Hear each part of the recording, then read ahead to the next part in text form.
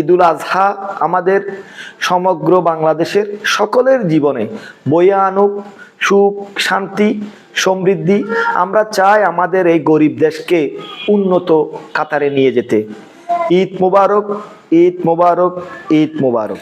বিসমিল্লাহির রহমানির রহিম। সকল প্রশংসা সৃষ্টিকর্তার।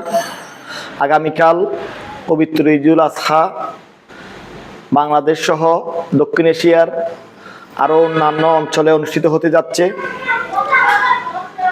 এই পবিত্র ঈদুল আজহা আসলে একটা ত্যাগের দিন। ত্যাগ এমনইভাবে আমাদেরকে ত্যাগটা দিতে হবে দেশ ও দশের, যাতে আমরা কল্যাণে বয়ে আনতে পারে।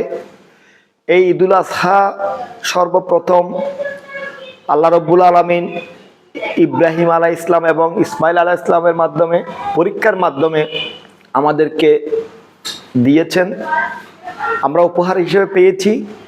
আসলে কোরবানি পশুর যে যত দাম দিয়ে গরু নেয় না কেন, গরুর দাম, রক্ত, মাংস কোনো কিছুই আল্লাহর কাছে পৌঁছায় না।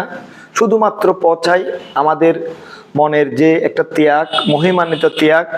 এই জিনিসটাই তাকওয়া, এই জিনিসটাই আমাদের আন্তরিকতা, আমাদের সৃষ্টিকর্তার প্রতি কতটুকু ভালোবাসা, ওই জিনিসটাই পৌঁছাবে।